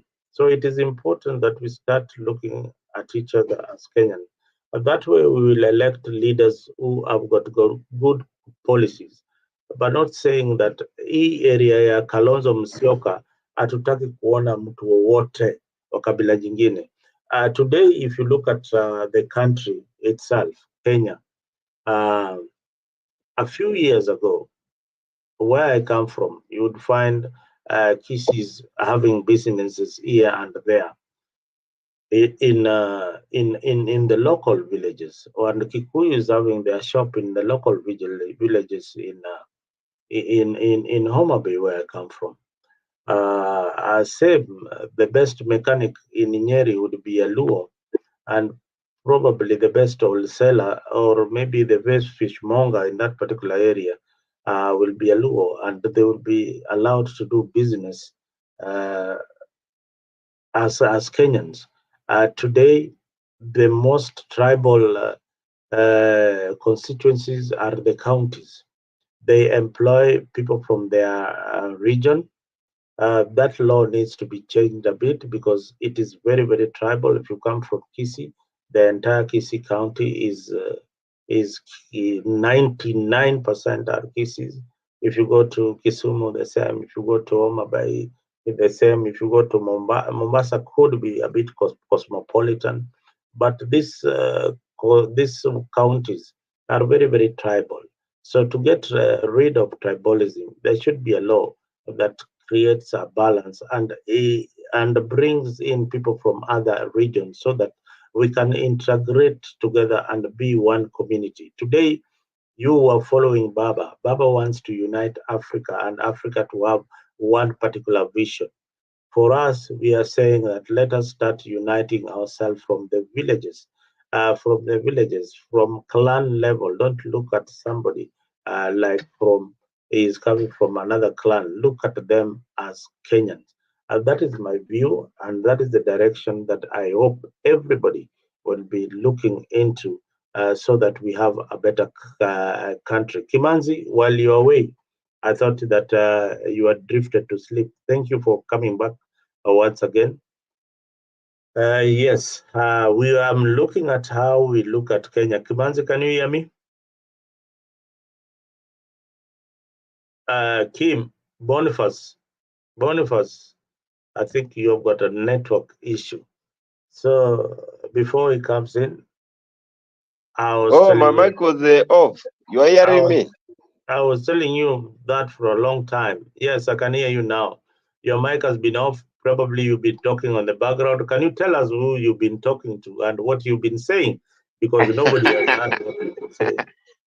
Yeah. Definitely. I could not realize that my mic was muted. I realized that it has been on mute when I checked on it. But again, well, when it comes to again to the position of Baba, I have read a comment here whereby the Gudia is saying that Kenya up and down is a metropolitan. It's all mixed. That's why I can't understand tribal. I think that tribalism is the major withdrawal that makes our country to go down, because Kenyans, they don't elect president or make a decision because the certain leader is perfect for the position. They elect because they are from that region and that person is their own. So even if someone has no qualities for being a leader, they will go for him because they are trying to support their own. I think if only Kenyans will change that mentality, then we'll be good and we'll have leaders who are good and able to pave ways and make sure the country governing is going on well. By only that, we keep away the mentality of tribalism. That is the only way we are going to make it and have good and quality leaders. Yeah, you're right. You're right. You're right, Mr. Bonnie. I have I don't know. This is a cancer in this country. It is something that we can't really get a formula to get rid of it. Perhaps we need I don't know whether it's prayers that we need, but prayers will not work. But this should be a consolidated effort from the churches who are doing a bit of nothing about it.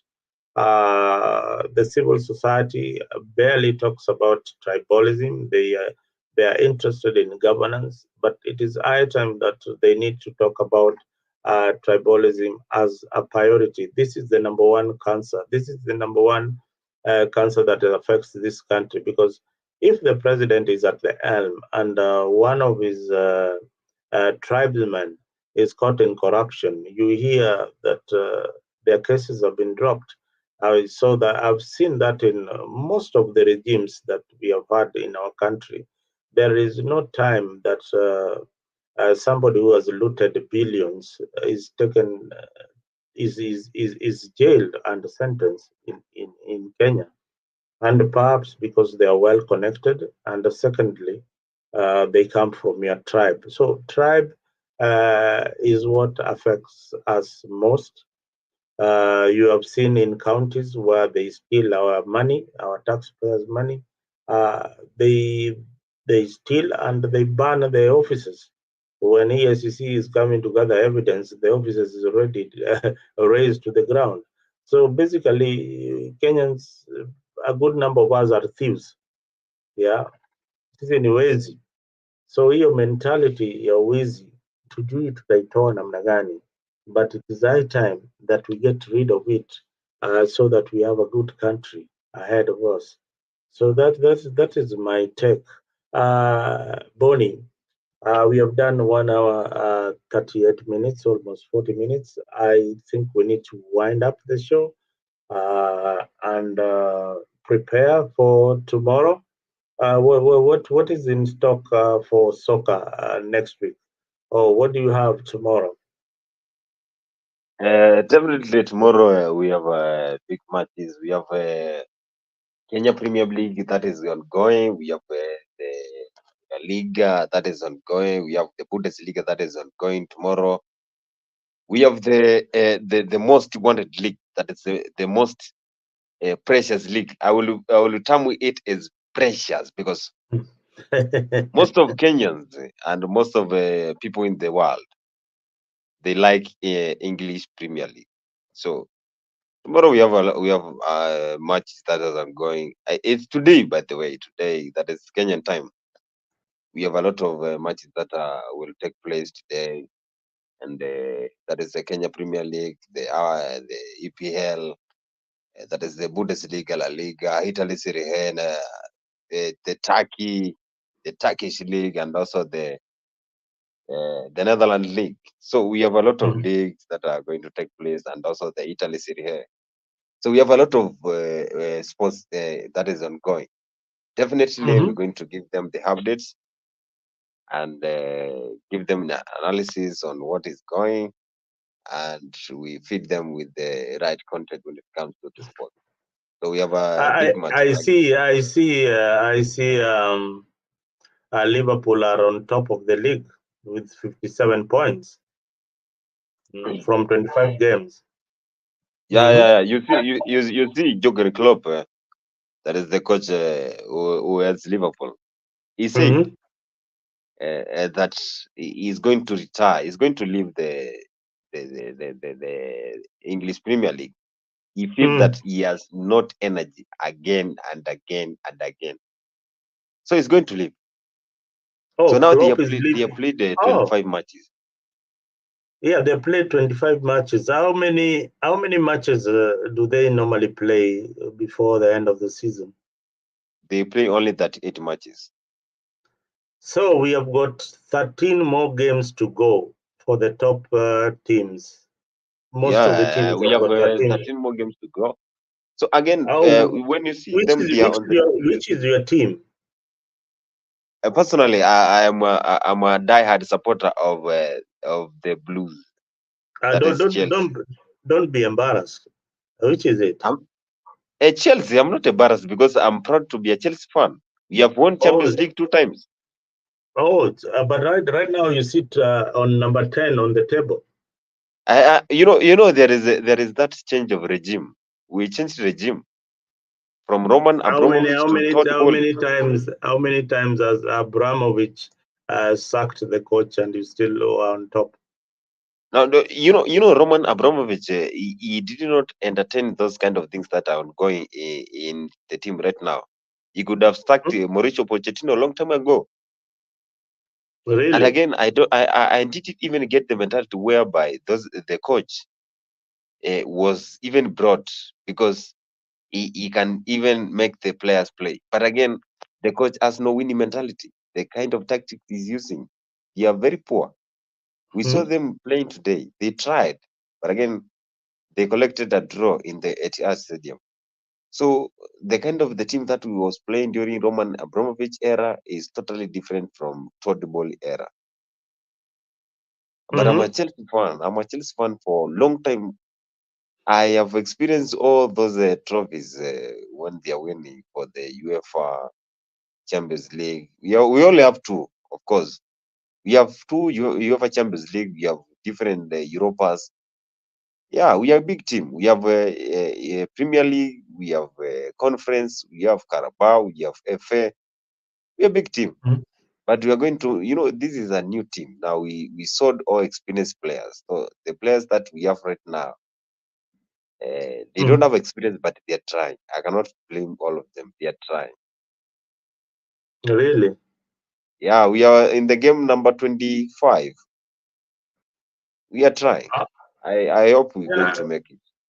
Yeah, I think you are number 10, but you still have a chance. You still have a chance as the games progress, because at being at number 10 and you've already played, is it 25 games? Yeah. You've already played 25 games. So Chelsea has never been in that particular position for a long time. That is why it worries me among so many vocal Chelsea fans out there. This has been a very disappointing season for them, and we hope that things are going to change for the better. So I hope Mr. Nick, what I can tell you is that the problem of Chelsea began when the Russia invaded Ukraine. That is only the problem that we started experience, because basic argument that Roman Abramovich was a Russian, so he was forced to even sell the club and even move away from England, because the England government thought that they cannot condone staying with Roman Abramovich being as the owner of the club because of whatever was going on in the Russia. So the time that war started, that is the downfall of Chelsea. And again, there is no one who can even bring back Chelsea to the era we had during Roman Abramovich, unless this Todd Ball era is going to make sure that they play and get the experienced players. Because how come this coach who was brought, that is we have a lot of coaches that were brought by this management. We have Todd Bowley, who has brought Lampard. He has brought Graham Potter. Now we have this guy who is Mauricio Pochettino, a coach who is tactless, a coach who even makes poor substitutions, a coach who even has no idea on who to bring in such a kind of time during the game. So we are very poor. Again, I agree that we are very poor. And if you get a good coach, now we know that Jose Mourinho is free. Let's go for him. Or Antonio Conte. Let's go for Antonio Conte, because that is the coach who knows how to make sure that the players they play and deliver good results in the game. So we will always live to remember that during Roman Abramovich, that is the time. During the war. Chelsea today, you drew 1-1 TTR. I think that was a good result for Chelsea. That was a very, very good result for Chelsea. No. You know, Mr. Nick, I watched that game. And those guys, they played well, but they lost a lot of chances. Oh, you mean you'd have won against Man City in Etihad? That's a very difficult game. I don't think there's any team that can win that team, can beat Man City at home. Not even Arsenal. Man City is a very weak team. Actually, Wolverhampton Wanderers, they have already beaten them. And Arsenal played with Man City. Yeah, they have beaten them. Arsenal beat Man City Yes, 1-0. at Etihad or at. Emirates Stadium. So we have got one more game against, or we are done with them. No. Now that was the first leg. Oh, that was the first leg. I believe the second leg they are going to be beaten by 5 goals. No way. Arsenal are so unpredictable. I don't like Arsenal at the top of the league. I want Arsenal at number 3. Yeah. You know, Arsenal, they have that defender. They have that defender who is very solid. William Saliba. Oh, That guy Saliba is is very good. Yeah. solid. Mm-hmm. Perfect guy. Other results in the Premier League: Tottenham were beaten by Wolverhampton. The Wolves. Yeah, these Yeah, are of very course. good results for the Wolves. Away. They were away. Mm-hmm. Yeah. You know, Wolves, they are a good team. And I told you they always beat Manchester City. Other results are Fulham versus Aston Villa. It ended 2-1 in favor of Aston Villa. This Aston Villa side is proving to be a tough side to crack. Oh, West Yeah. Ham were beaten. West Ham were beaten by Nottingham Forest. Yeah, that is now what we call a competition. That league is Hmm? very competitive. This Premier league is League. crazy. Newcastle was so dangerous. They drew with Bournemouth 2-2 Yes, that is what we call Premier at League. home. I think Premier League is a very, very tough competitive league compared to other leagues. And, you know, Yeah. Pep, Very competitive. that's why I respect Pep Guardiola when it comes to my best favorite team manager. No. Why would you say that? Because that is a whole club. You know, Manchester City is a whole club. It has every money. It goes for quality players. So they cannot even nurture talents, young talents. You Hmm? see the kind of squad that Man City has. Yeah, but Squad. they are playing for they pay them a lot of money, so they need to play to win. So So that one cannot tell you that that is the best club because they always go for the quality players. So they use money to get those players. tell me in your team, how many cheap players do you have in Chelsea? Or when Abramovich was at the helm, tell me how many people that he brought in. But of course, I can count that we have.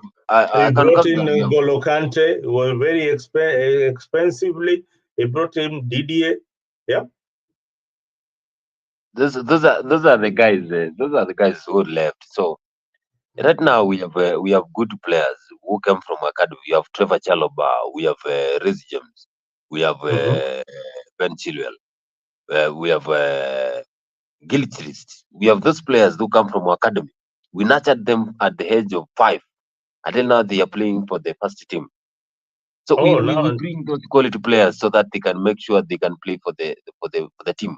But again, if you consider Manchester City from the goalkeeper, that is Henderson, all the way from Kyle Walker, all the way to Emmanuel Akanji, all the way Mm-hmm. to Kyle Walker, Emmanuel Akanji, Nathaniel Ake, Guvadiol, that is Rodri, that is Bernardo Silva, that is Kevin De Bruyne, that is Alan Brad Allen.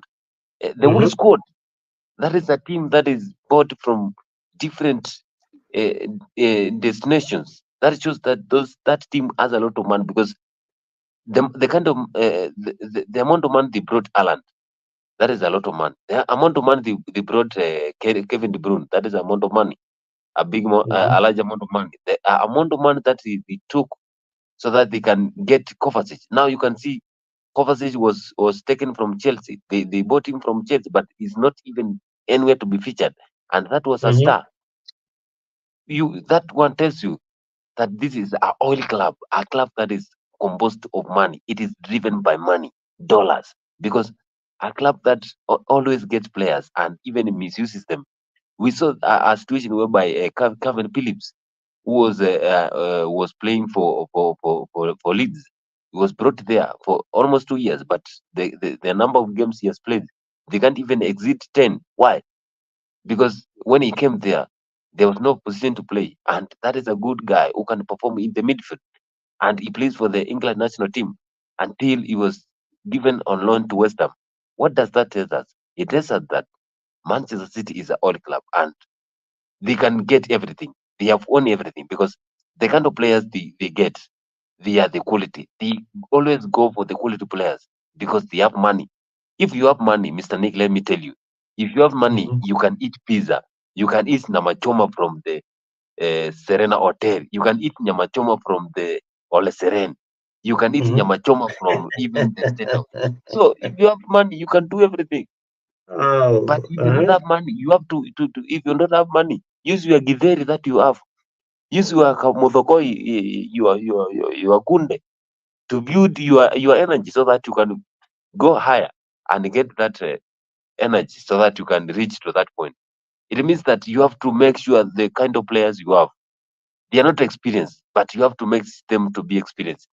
So that is the difference between Man City and the whole entire Premier League. That's why they are dominating Premier League and even the UEFA Champions League, because the kind of players they have, they are the best and they play well, experienced. They are good in every dimension. Physical. You can see the captain of Manchester City. That is the Kyle Walker. That guy is very firm. If you come in a physical way, he's going to slap you, or the kind of body is going to give you. You're going to even go cry because the guy is firm. We saw today when he was playing with Raheem Sterling. He was his former playmate because he was playing for Manchester City. Only Sterling can make Kyle Walker run faster because Sterling has those dribbles. But again, Kyle Walker is very strong. If you see the defense for Manchester City is very strong compared to defenses for other teams like Arsenal, Manchester United, Chelsea, Tottenham, Manchester City.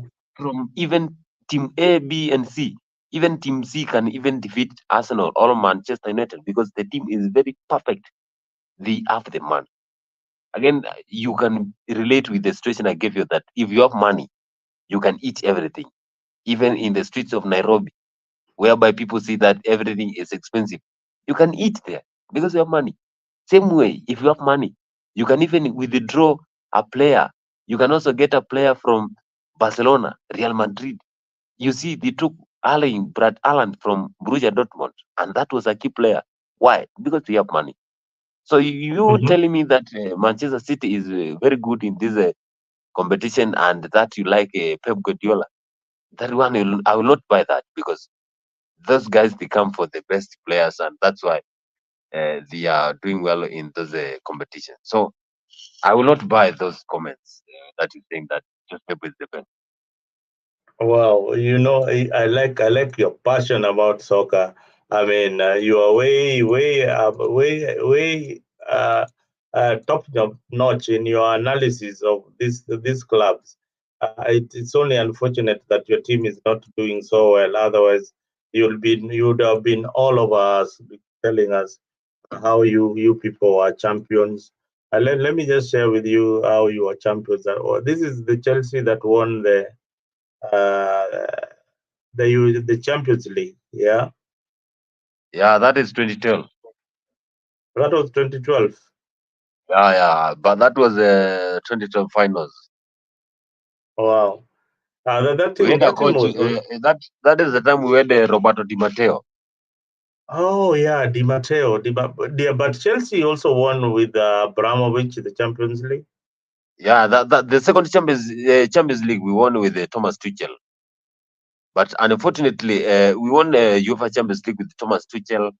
We won Club World Cup. We won conference. We won Super Cup with Thomas Tuchel because Thomas Tuchel, I understand that he had or what it intends to be a coach for Chelsea. But again, the misunderstanding between Thomas Tuchel and the management, that is the Todd Bowley.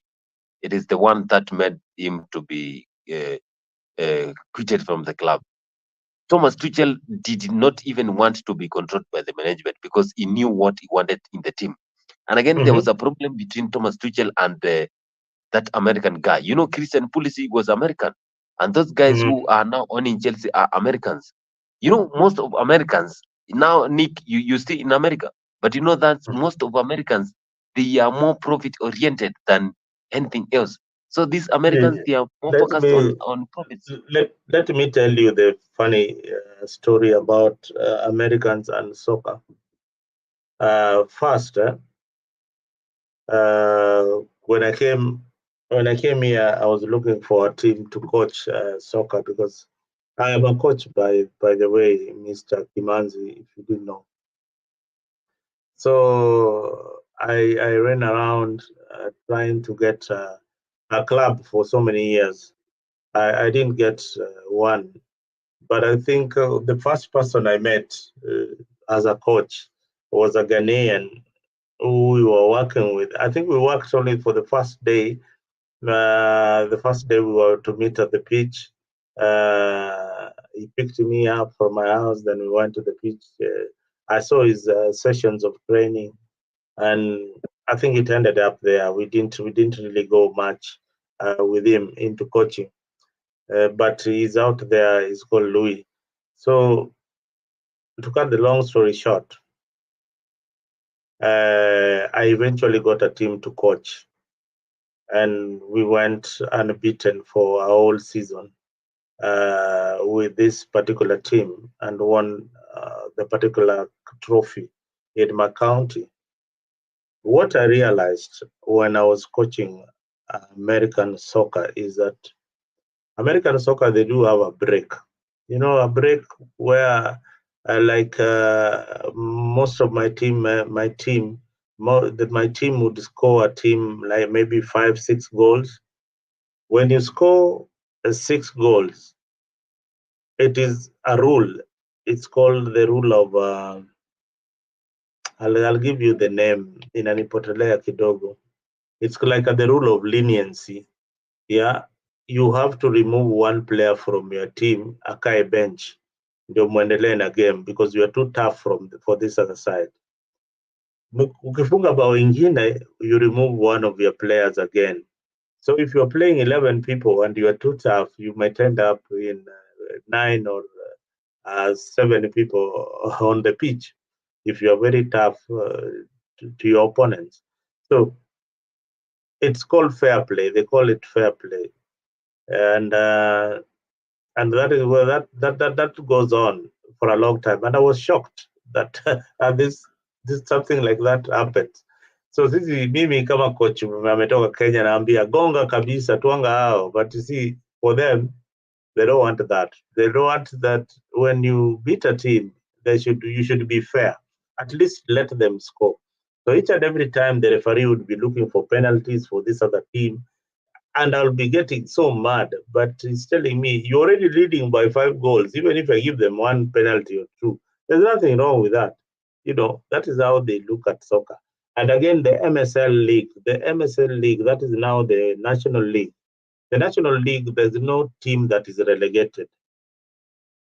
All the teams play that league at that level. Hakuna relegation at all. So you'll find the same team. So the league is not very competitive. People are like they play for fun, but there's a competition going on. I wish they could be relegated so that we see a lot of competition in the American League. So the American League, in terms of soccer, they would have been a powerhouse because everybody in the world is here. Ikuwe ni Spanish, ikuwe ni Mexican, ikuwe ni Puerto Rico, ikuwe ni Africa, all of them are here. America would have been a powerhouse in soccer, but they have not invested a lot of time in soccer. They have put a lot of effort in their football. So soccer is now trying to grow in this particular country. So that is the reason why sometimes you find them looking at the profits other than the game. You see, they have got the money to buy those clubs out there. So they'll buy them because of the profits. They don't really enjoy the game the way you are enjoying it. But if it was American football, let me tell you, they would buy the best player so that they can rip off. They don't enjoy soccer at all. Very few Americans enjoy soccer. Yeah. That's why I'm telling you that this management that they came to Westers. They come to Westers because they don't even focus on on football. They focus on profit, because if they sell a player Okay. like, for example, Okay. when they sold players like N'Golo Kante, you know, Mhm. when those guys came, they sold the whole experienced team, the first 11 team, Mm. so that they can get the money, because those guys were very expensive. You remember they sold Jorginho, they sold Golkante, they sold Kai Havertz, they sold Timo Werner, they sold Eduardo Mendy, they sold Cisse Azpilicueta, they sold Marcos Alonso, they sold Christensen. Entire team that won the UEFA Champions League was sold. Why? Because they wanted to get money from those players. Now they brought those small guys there who don't have experience. Now we are suffering, we as fans, because those guys, they play football here, they don't know the experience of the Premier League. Now we are suffering. Why? Because the change of ownership. And again, I have read comments here. There was a problem between Roman Abramovich and the UK government, and that is the main reason that made him to hand over the shareholders of the Chelsea Football Club. Well, that is a change of reign, and you have to adapt it. I am reading comments here, and good here is saying that Pep has been in Kenya 2 times, and I love watching MSL. David Beckham bought a club there.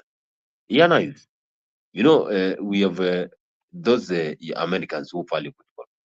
And again, the problem that made Thomas Tuchel to be sacked was because he wanted to bench or keep that American guy who is Christian Pulisic at the bench, and those guys, they wanted to see their Americans, their own guy playing. That was the main reason, because it was early in the morning. I wake up. I was working from where I was working. So I wake up, and before I took shower, I saw that post that Thomas Tuchel has been sacked from nowhere. Even there was no press. We were doing good. We are in the number 5, but again he was sacked without a reason. Why?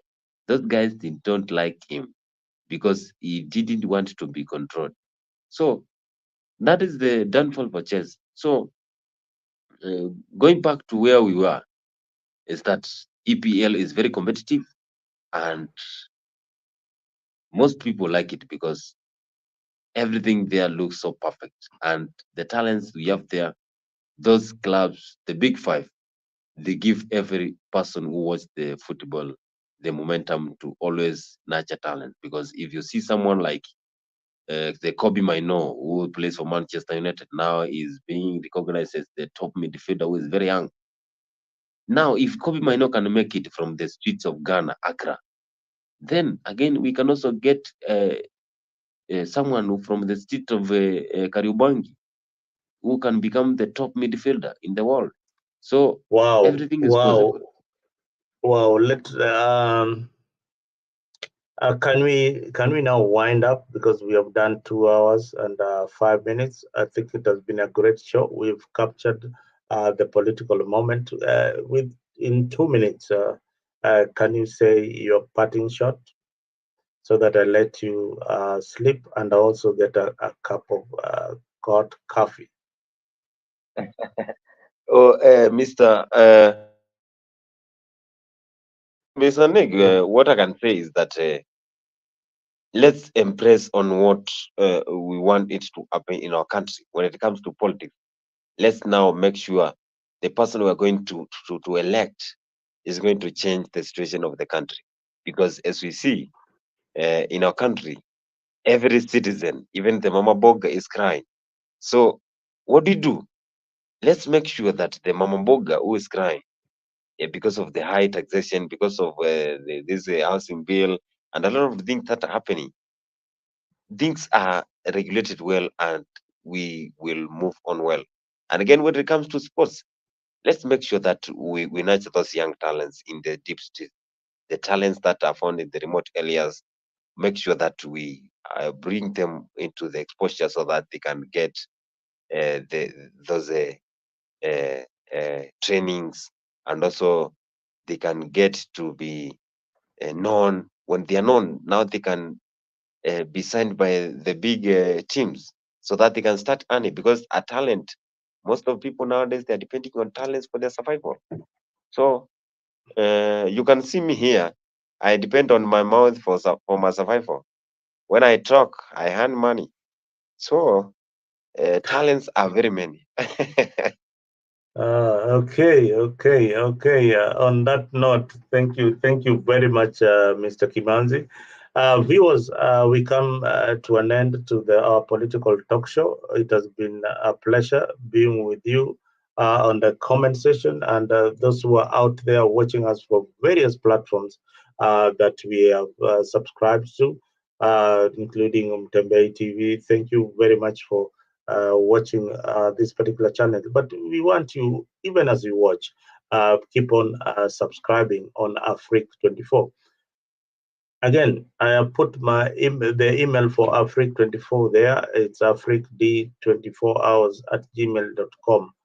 If you've got any comment, if you've got any kind of talent, if you need some exposure to be exposed out there, that you have got talent, please get in touch with us. We'll give you the platform, and without any bias, we'll give you the platform to air your views or to air your talent, because there are so many Kenyans out there, and this is the main YouTube channel where you can put on whatever you want out there for people to look at, especially if you are talented in art, if you're talented in, if you've got knowledge in academics that you need to share, if you've got some information in medicine, in the medical field, if you are an herbalist that is looking forward for free airtime, we will give you an opportunity to come and air your views here on Afrique. So long as you're authentic, so long as you are genuine, so long as you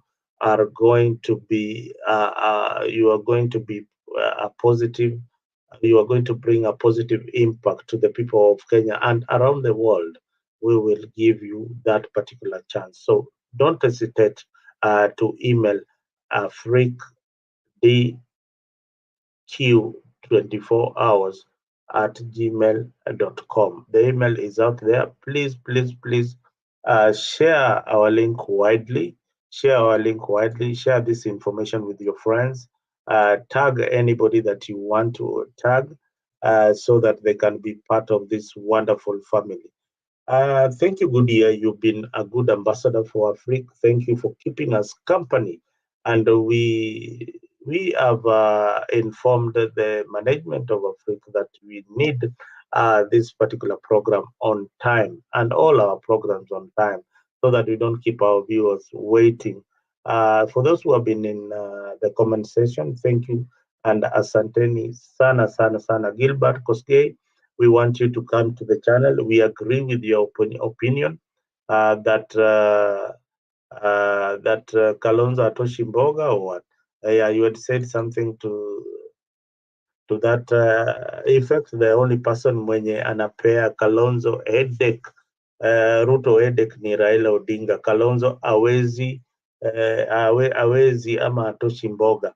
That was echoed by Boniface Kimanzi, who has been a very able panelist in this particular discussion. He agreed, being an ODM supporter, he agreed that Kalonzo will not give Ruto any headache. I also see it that way. Azimio needs to up its game.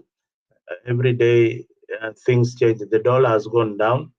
You are hoping that the cost of living will not go down. It will soon go down, and you will have nothing to talk about in 2027. So you need to up your game. You need to really up your game if you want some significant change in this particular country called Kenya. Viewers, we love our country so much. That's why we are always here talking about Kenya. You are always there giving us that company so that we may give you the right information about what is happening in the country.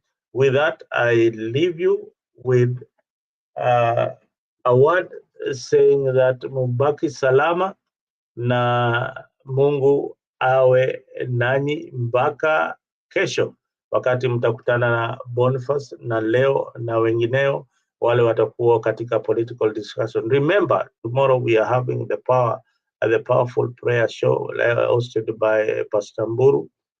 We are also having the land show, the unlocking the land dilemma in Kenya.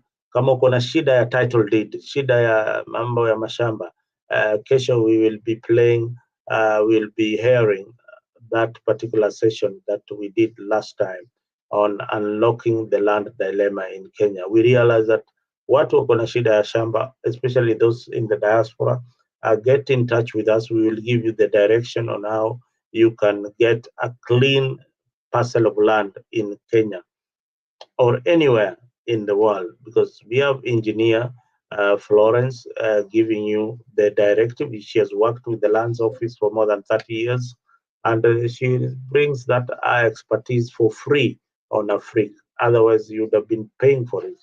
Otherwise, asanteni sana na muwe na Thank you so much. Thank you so much, Mr. Nick.